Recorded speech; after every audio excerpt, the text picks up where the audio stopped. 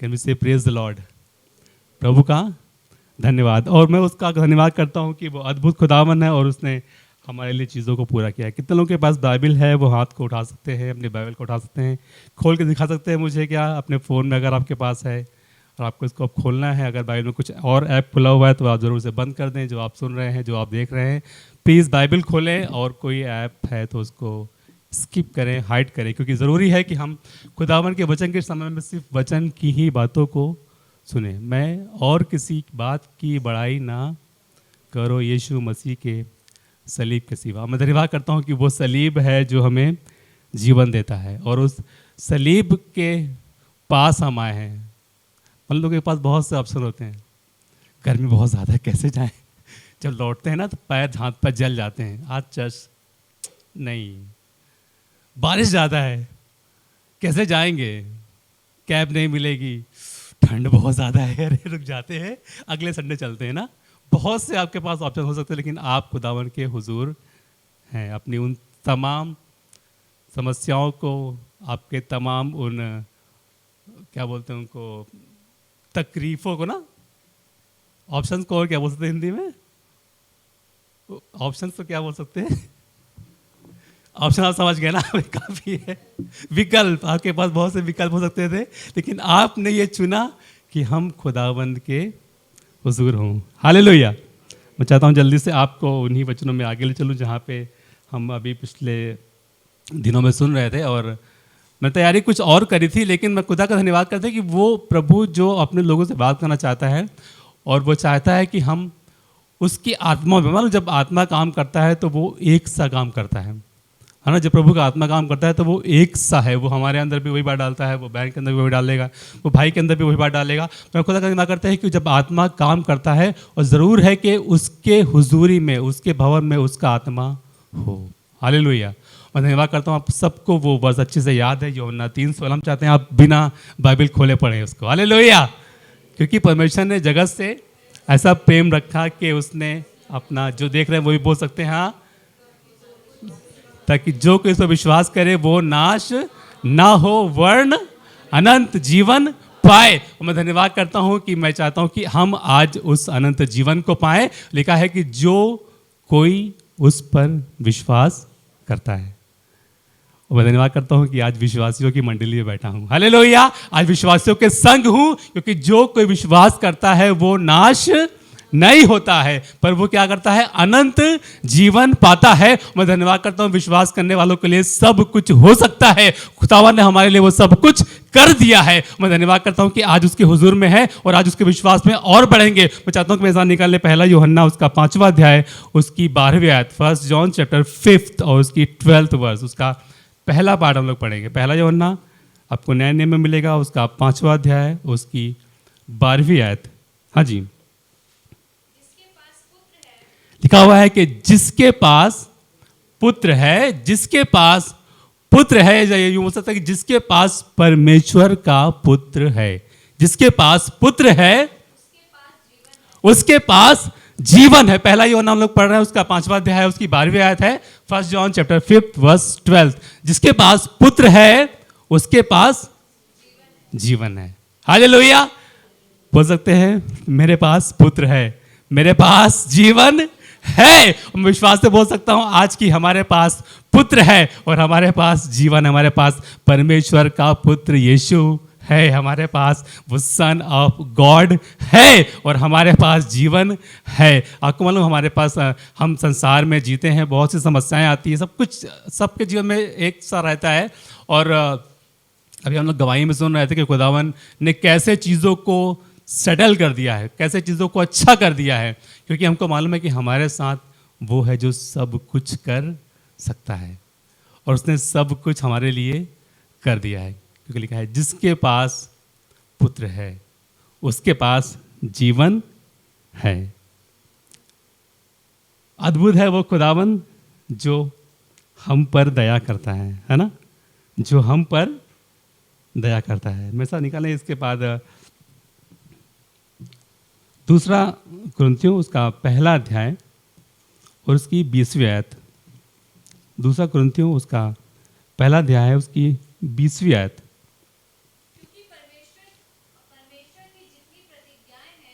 Bible में ये mic ले, तो लिखा है कि परमेश्वर की जितनी प्रतिज्ञाएं हैं वे सभी उसी में हाँ के साथ हैं। लिखा है कि वे सभी उसी में, मतलब कि यीशु में परमेश्वर की जितनी प्रतिज्ञाएं हैं। हम लोग पढ़ रहे हैं सेकंड कुरिन्थियंस पहला अध्याय उसकी 20वीं आयत। जी, परमेश्वर की जितनी प्रतिज्ञाएं हैं वे सब उसी में हाँ के साथ हैं। हाँ के साथ है। आपको बताएं, वो परमेश्वर की सारी प्रतिज्ञाएं हमारे जीवनों में पूरी होती हैं। वो भी कैसे? हाँ के साथ, आमीन के साथ। कैसे? जब यीशु होता है तब। परमेश्वर की प्रतिज्ञाएं उसी में, किसमें? यीशु में। किसमें? पुत्र में। किसमें? सन ऑफ गॉड में। किसमें? उस यीशु मसीह में। जब हम यीशु मसीह में रहते हैं, आपको बताएं, परमेश्वर की प्रतिज्ञाएं हमारे जीवनों में पूरी होती हैं। और मैं धन्यवाद करता हूं कि वो हर एक वाचा जो खुदावन ने बांधी थी वो हमारे जीवन में पूरी होती है जब हम उसके पुत्र पर विश्वास करते हैं। जब हम उस यीशु पर विश्वास करते हैं तो परमेश्वर की प्रतिज्ञा हमारे जीवन में पूरी होती है और हर एक बात हमारे लिए आमीन ठहरती है। हम कहते हैं खुदावन हमारे लिए ऐसा हो जाए, आमीन। खुदावन बीमार चंगा हो जाए, आमीन। हम कहते हैं प्रभु हमारे जीवन में आशीषें आए, वो कहता है हाँ आमीन, आएंगी, क्योंकि यीशु तुम्हारे साथ है, क्योंकि तुमने पुत्र को मान लिया है, क्योंकि तुमने पुत्र को जान लिया है, क्योंकि तुमने पुत्र को अलाउ किया है कि वो आपके जीवन में आए। और जब वो आता है तो परमेश्वर की हर आशीष आपके जीवन में होती है। हालेलुया। मैं खुदा का धन्यवाद करता हूँ कि मालूम परमेश्वर है क्या। आपने पहले भी वचन को सुना हुआ है, पहले भी आपने इसको जाना हुआ है। वो ऐसा खुदावन है। अगर आप निकाल से निकालें उत्पत्ति पहला अध्याय उसकी 30वीं आयत पढ़ें, उत्पत्ति जेनेसिस चैप्टर 1 वर्स 3। ने कहा उजियाला हो। वो ऐसा परमेश्वर है जो बोलता है और चीजें हो जाती हैं। उसने कहा उजियाला हो और उजियाला हो गया। एक बार बोले बारिश बंद हो तो बारिश बंद। वाह, ऐसा खुदा हमारे पास है। मालूम हम ऐसे परमेश्वर को जानते हैं जो बोलता है और हो जाता। उसकी 6ठी आयत में पढ़े अगर। जी, फिर परमेश्वर ने कहा, फिर खुदावन ने कहा, परमेश्वर ने कहा, जल के बीच एक ऐसा अंतर हो जी कि जल 2 भाग हो जाए। जल 2 भाग हो जाए, और हो गया। उसकी 9वीं आयत पढ़े अब। फिर परमेश्वर ने कहा, आकाश के नीचे का जल एक स्थान में इकट्ठा हो जाए जी, और सूखी भूमि दिखाई दे। एक तरफ समुद्र हो गया है, एक तरफ धरती हो गई है। जी, हो गया। और की 11वीं आयत पढ़े अब। 11वीं आयत। फिर परमेश्वर ने कहा, जी, पृथ्वी से हरी घास तथा बीज वाले छोटे छोटे पेड़ और फलदायी वृक्ष भी, जिनके बीज उन्हीं में से एक एक जाति के अनुसार है। वो बोलता गया और चीजें होती गई।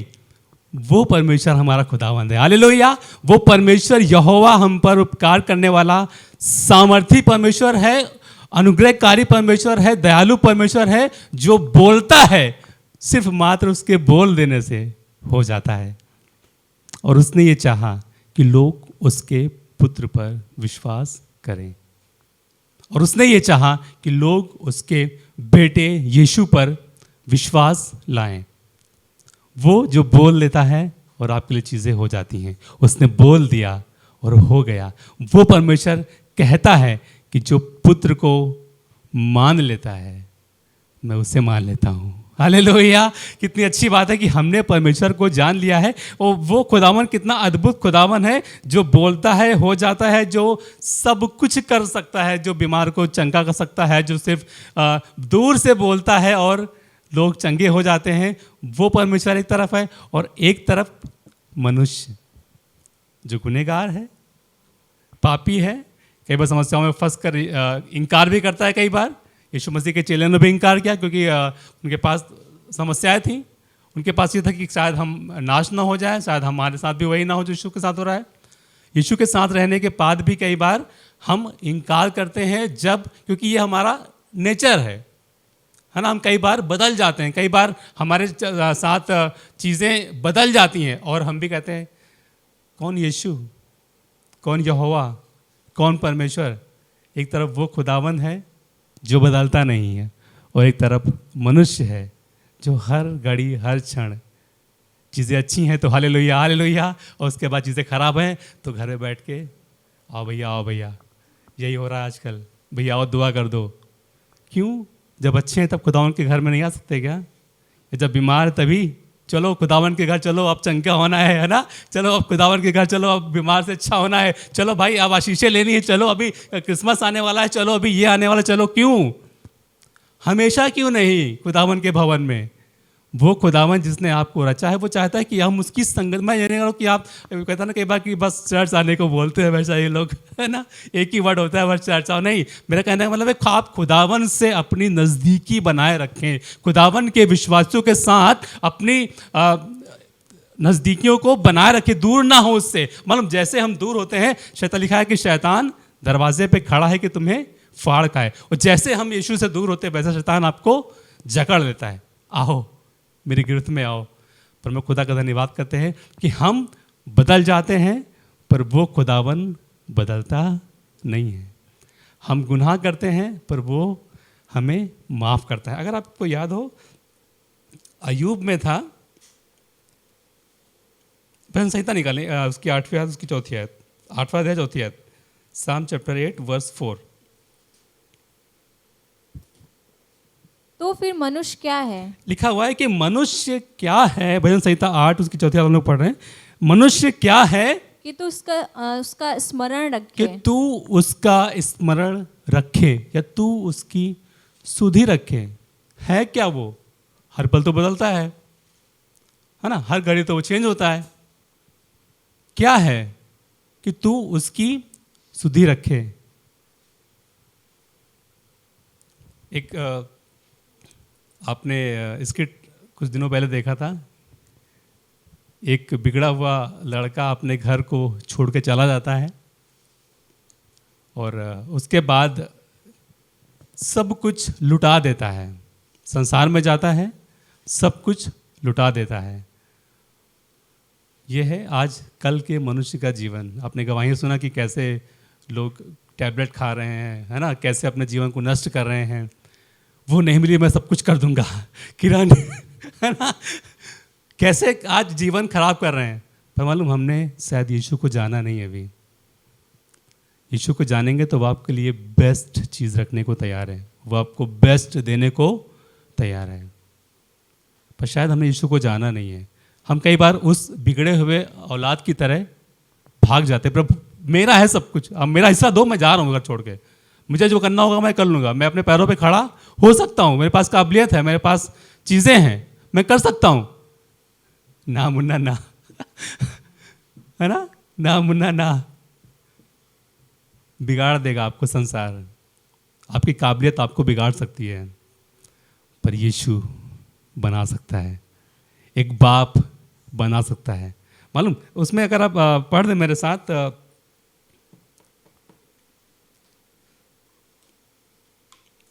लूका में था,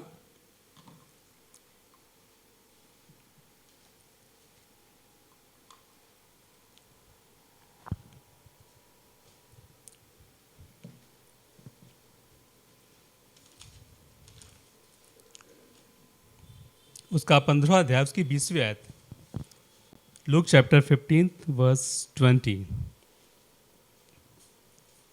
तब वो उठकर, लिखा है कि जब संसार ने उसको बहुत निराश कर दिया, जब वो हताश हो गया, तब लिखा है वो उठकर अपने पिता के पास चला। अपने पिता के पास चला, वो अभी दूर ही था, और लिखा है कि वो अभी दूर ही था कि उसके पिता ने उसे देखकर तरस खाया। कि उसके पिता ने उसे देखकर तरस खाया। यह है एक बाप का हृदय, यह है एक पिता का हृदय जो तरस खा रहा है, जो तरस खा रहा है। भले ही बेटे ने गुनाह किया है, भले ही पाप किया है, भले ही लड़ झगड़ कर चला गया है, लेकिन जब ये फिर से आया तब इसके बेटे ने इस पर तरस खाया। खुदा के लोगों, अगर आपके पास पुत्र है, आपके पास तरस है ना, अगर आपके पास यीशु है तो आपके पास तरस है। मालूम इस बेटे के पास कमी होती, इस बेटे ने अपना सब कुछ लुटा दिया था और अब इसके पास कुछ बचा ना था, लेकिन इसके बाप के पास अब भी था। हालेलुया। इसका बाप अब भी राजमहलों में रहता था। इसके बाप के पास अभी भी इतना था, बांटने के बाद भी इसने उसने उसका हिस्सा दे दिया था, बांट दिया था कि लो भाई ये तुम्हारा, ये तुम्हारा। बांटने के बाद भी इसके बाप के पास कोई कमी ना थी। उसने देखा और वो तुरंत आया और लिखा उसने अपने बेटे को बहुत चूमा, उसने अपने बेटे को बहुत प्यार किया। खुदा चाहता है कि हम उसके करीब बने रहें।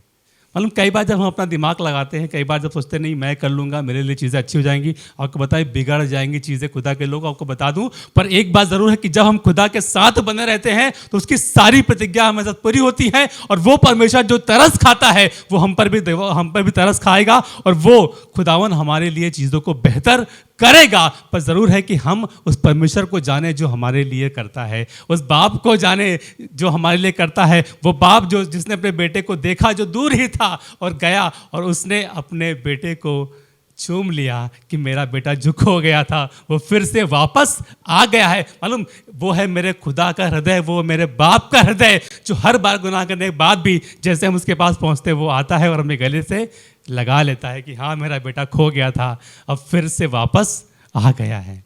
वो तरस खाता है, वो दया करता है, वो सच्चा खुदावन है। वो हमारे लिए लिखा है ना, वो झुक कर प्रार्थनाओं को सुनता है। कहाँ मिलेगा ऐसा खुदावन जो झुक जाए हमारे लिए? गुनाह करें हम और झुके वो आप। ऐसा है परमेश्वर हमारा। पाप हम करें झुक हो जाता है, प्रभु इन्हें माफ कर। लोगों ने उस पर कोड़े बरसाए पर फिर भी कह रहा है पिता इन्हें माफ कर। तरस खा रहा है वो खुदावन तरस खा रहा है। मालूम अगर आपको याद हो कि नीनवे में जब योना को भेजा गया कि वो जाए और जाकर नीनवे के लोगों को प्रचार करे कि जाओ कि उनको बताना कि हाँ अब से 40 दिन के बाद इस नीनवे को तबाह कर दिया जाएगा, नाश कर देगा, क्योंकि यहाँ का जीवन अच्छा नहीं है। लोग परमेश्वर से अलग हो चुके थे, उन्होंने अपने काम करने शुरू कर दिए थे, गलत काम करने लगे थे। लेकिन परमेश्वर ने उनको एक मौका दिया कि अब मैं योना को भेजूंगा और जाएगा और वहाँ के लोगों को बचाएगा। और मालूम जब योना गया और उसने बताया कि अब से 40वें दिन के बाद नीनवे को पलट दिया जाएगा, लिखा है कि वहाँ के राजा ने अपने उस बात की प्रतीति करी, उस बात को माना और सारे लोगों को बोला कि अब सब टाट पहनेंगे, सब पछतावा करेंगे। और आपको मालूम जब नीनवे प्रचार करके योना प्रचार करके आ गया, उसको पता भी था कि यहाँ के लोग बदल गए हैं, पर परमेश्वर को मालूम था कि ये लोग बदलेंगे, ये लोग पछताएंगे, ये लोग मेरे लोग हैं। और मालूम खुदावन ने उस नीनवे के लोगों को माफ कर दिया। पर मालूम मनुष्य का दिल कैसा है? योना की तरह है। प्रभु मैं चाहता हूँ इन्हें नाश कर, प्रभु मैं चाहता हूँ इन्हें बर्बाद कर। और मालूम इसकी चौथी अध्याय अगर आप योना में जाएं, उसका चौथा अध्याय अगर आप पढ़ेंगे, मैंने चाहता उसको आप पढ़ें, पर आप आराम से पढ़ेगा इसमें, तो वहाँ पे लिखा हुआ है कि उसने कहा कि प्रभु तूने तो बोला था कि मैं इसको नाश कर दूंगा, प्रभु तूने क्यों इनको छोड़ दिया? प्रभु वो बड़ा गुस्सा हो गया, योना बहुत उतावला हो गया कि प्रभु तूने बोला था मैं नाश करूंगा, तू क्यों माफ कर रहा है? उसने बोला कि जो अपने दाएं और बाएं हाथ का फर्क नहीं जानते, क्या मैं अपने लोगों को नाश करूं? ये है उसकी दया, ये है उसका तरस। मैं चाहता हूँ उसको पढ़ें, बड़ी अच्छी वर्ष थी। योना था, जस्ट मिनट मैं बताता हूँ आपको। चौथा अध्याय है उसकी।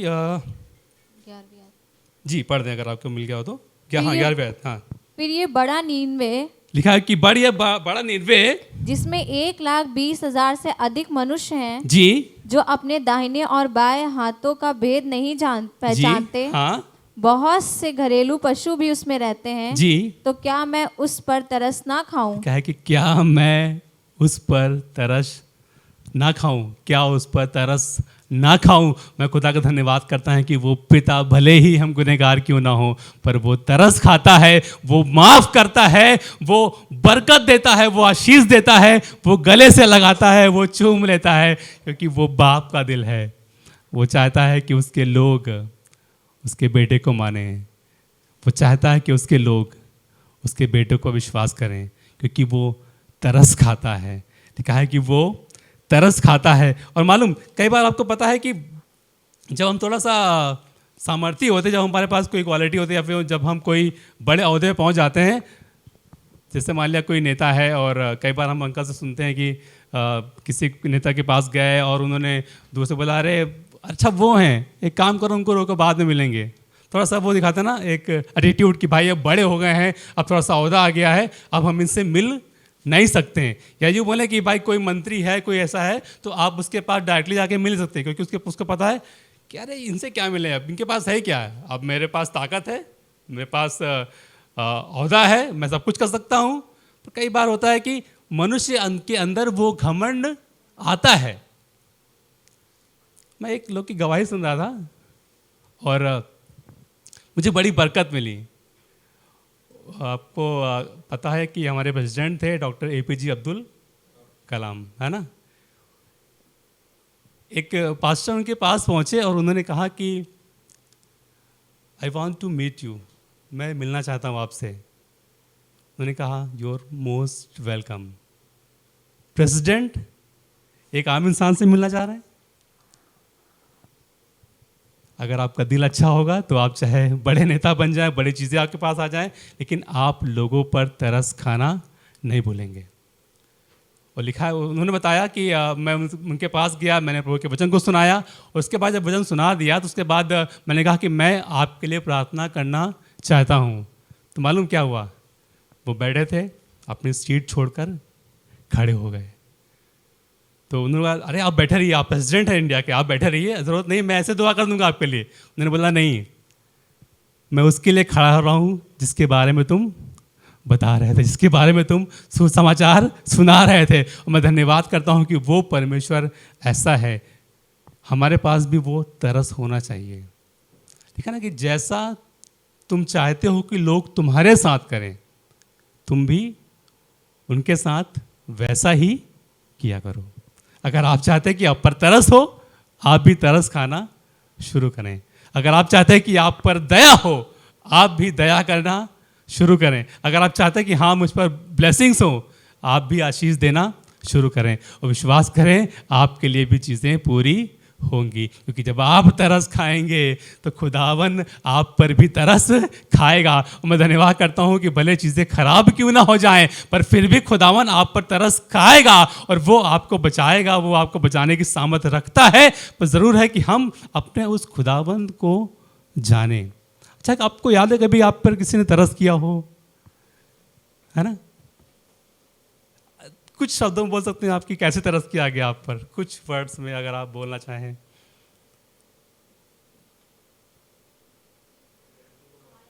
हाँ, किसी की गलती को माफ कर दिया। हाँ, परमेश्वर ने हमें बचाया, उसने हमें तरस किया, तरस खाया हम पर। बहुत सी चीज़ें आपके पास हो सकती हैं। एक इंसान था और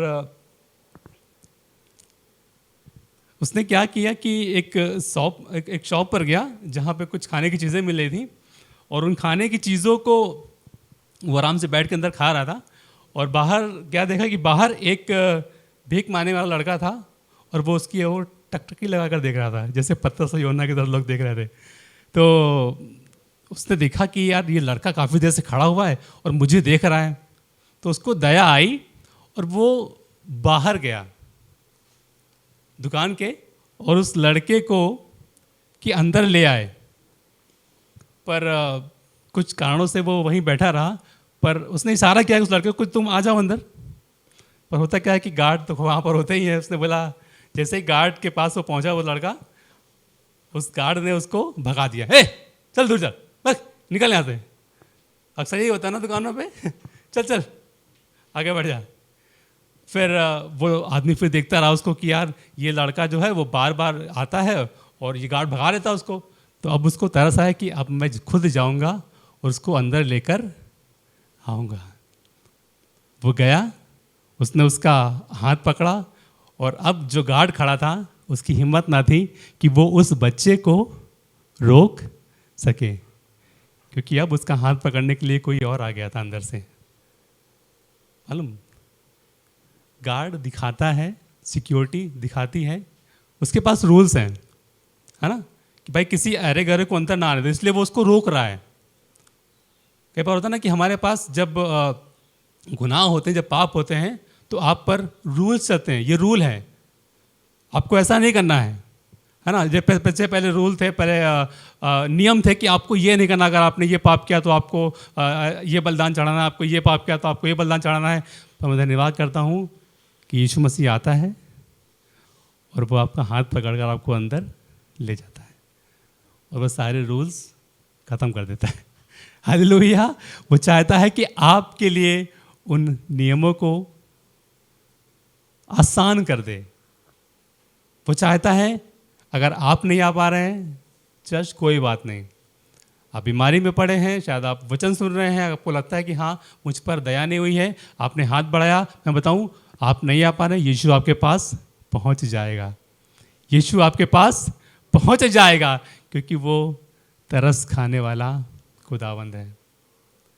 ज़रूर है कि ऐसे ही जब हम यीशु के हुजूर बने रहते हैं तो भले ही लोग हमें रोक रहे हो कि तुम यीशु मसीह के पास ना जाओ, तुम ऐसा ना करो, वैसा ना करो, लेकिन जब हम प्रार्थना करते हैं तो वो खुद आ जाता है ताकि वो हमको पकड़े और हमको गेट के अंदर ले आए, ताकि वो हम पर दया करे। और मैं धन्यवाद करता हूँ कि खुदावन हमारे लिए ऐसा ही करता। अगर आपको याद हो उन कोढ़ियों के बारे में, हालेलुया, मरकुस निकाले उसका पहला अध्याय उसकी 41 वर्स, मरकुस चैप्टर 1 उसकी 41 वर्स हम लोग पढ़ेंगे इसको जी।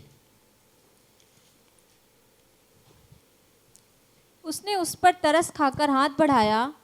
थोड़ा सा पहले पढ़ दें, इसके थोड़ा सा पहले। हाँ, एक कोढ़ी उसके पास आया जी, उससे विनती की, हाँ, और उसके सामने घुटने टेक कर उससे कहा, जी, यदि तू चाहे तो मुझे शुद्ध कर सकता है। कहा कि यदि तू चाहे तो मुझे शुद्ध कर सकता है। एक कोढ़ी यीशु मसीह के पास आया। किसी ने देखा है किसी के हाथों में कभी, है ना, एक अजीब सी बीमारी होती है ना कि लोग कहते हैं भाई छुओगे तो तुमको भी हो जाएगी। जैसे अभी कोविड कुछ दिन पहले चला था कि भाई घर के अंदर रहो, किसी के बाहर अगर आप आए, अगर आप किसी के संगति में आए तो उसको भी हो सकता है वो, ये हालत थी। पर मालूम यीशु ने पूछा, क्या लिखा था, एक बार रिपीट कर दे इसको, यदि तू चाहे, यदि तू चाहे तो मुझे शुद्ध कर सकता तो है। मुझे शुद्ध कर सकता है। जी, आगे लिखा हुआ है, उसने उस पर तरस खाकर, लिखा है कि उसने उस पर तरस खाकर हाथ बढ़ाया और उसे छू कर कहा, और उसे छू कर कहा, मैं चाहता हूँ तू शुद्ध हो जा। मैं चाहता हूँ कि तू शुद्ध हो जा। ये कोढ़ी शायद परिवार वाला हो, लोग इससे मिलते भी ना हो, बच्चे भी दूर रहते हो क्योंकि उनके बाप को कोढ़ है। पर यीशु मसीह, मैं नहीं जानता कि आपकी परिस्थिति क्या है, पर मैं एक चीज़ जानता हूँ कि यीशु तरस खाने वाला है। यीशु तरस खाएगा आप पर और वो आपके हर एक कोढ़ को दूर करेगा। हालेलुया। वो बीमारी जो आप बता नहीं सकते, पर मैं जानता हूँ कि यीशु आपकी हर एक बीमारी को दूर कर सकता है। हालेलुया। क्योंकि जिस परमेश्वर को हम जानते हैं वो हम पर तरस खाता है और वो चाहता है कि वो अपने लोगों को ऐसे ही बचाता रहे, क्योंकि लिखा है जो जिसने पुत्र को मान लिया, हालेलुया, खुदावन उसके जीवन में काम करना शुरू कर देता है। और मैं धन्यवाद करता हूँ कि वो अद्भुत खुदावन है। और आप चाहते जल्दी से मेरे साथ एक वर्स और निकालें जो आपको मिलेगी, लूका उसका 6 अध्याय उसकी 31 वर्स।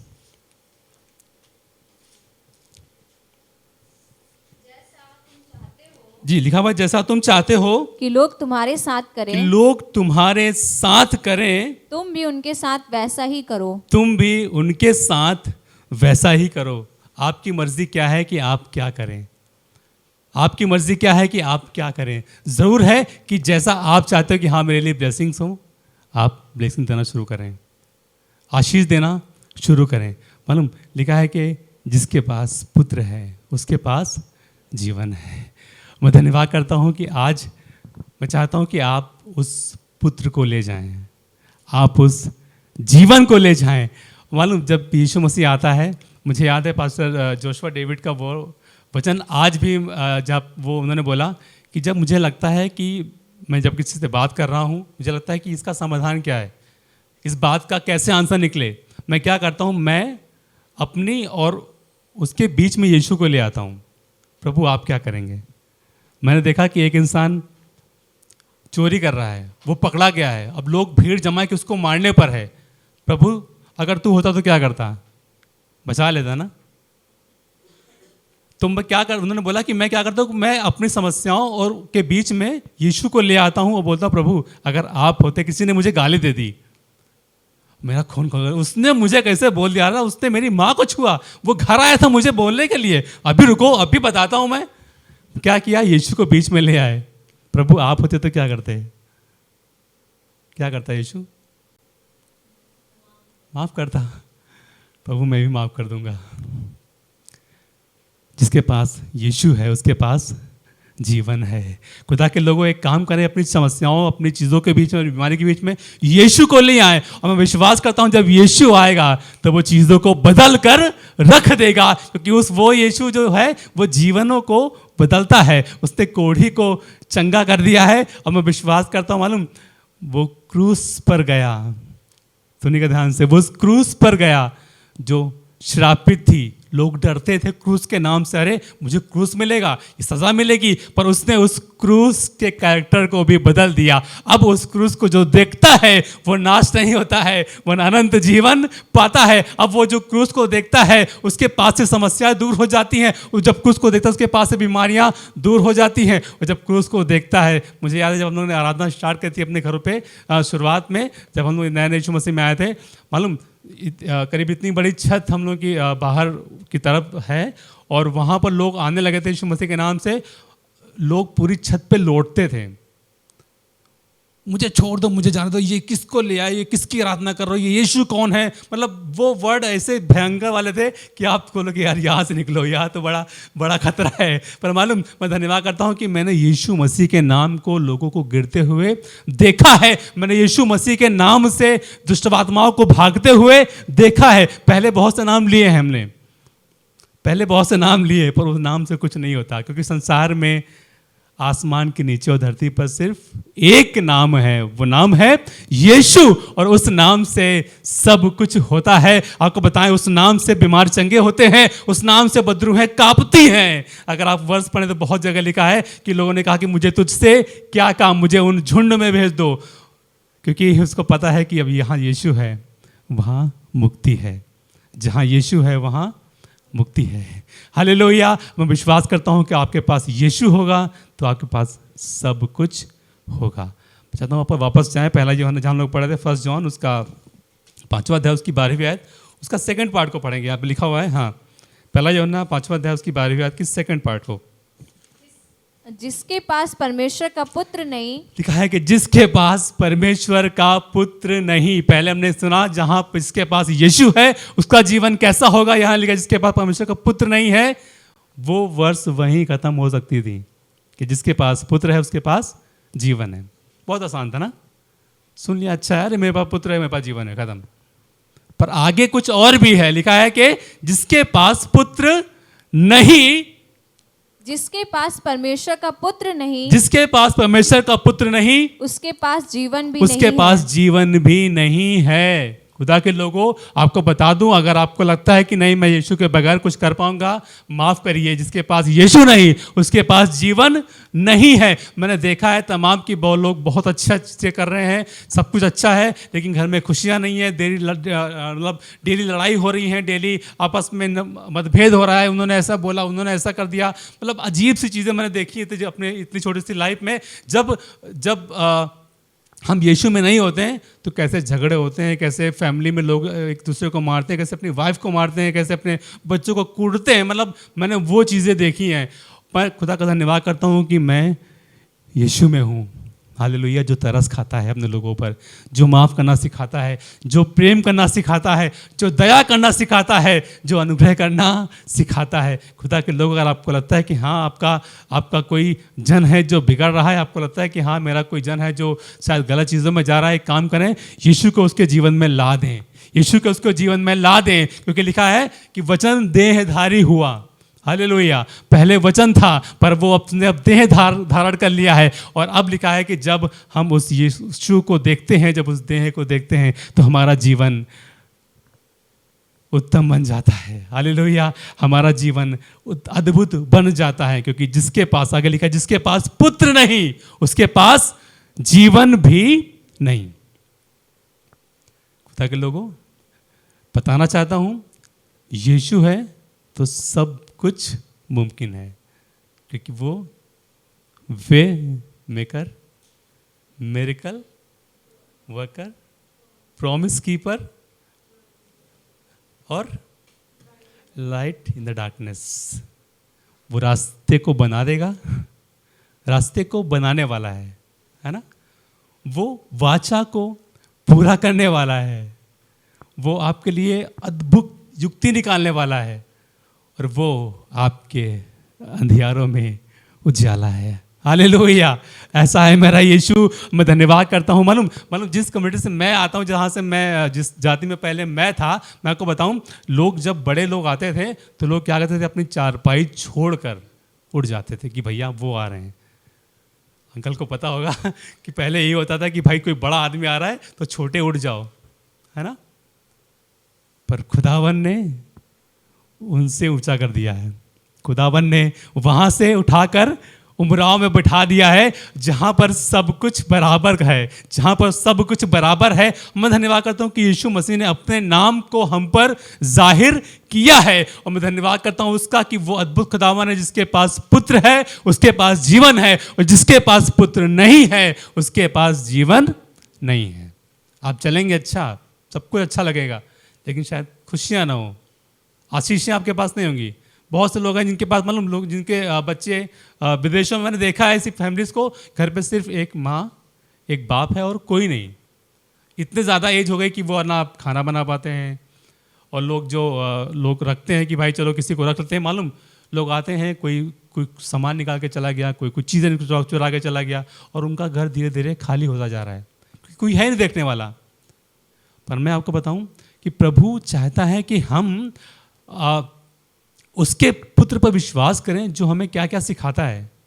प्रेम करना, दया करना, अनुग्रह करना, अच्छी राहों पर चलना।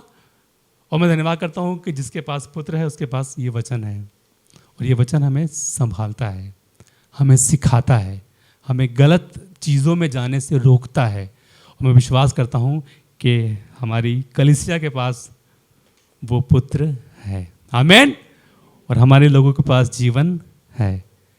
खुदा के लोगों, यीशु मसीह को अलाउ करें अपने जीवन में आने के लिए, और वो चाहता है कि आपको शुद्ध कर दे, वो चाहता है कि आपको चंगा कर दे, वो चाहता है।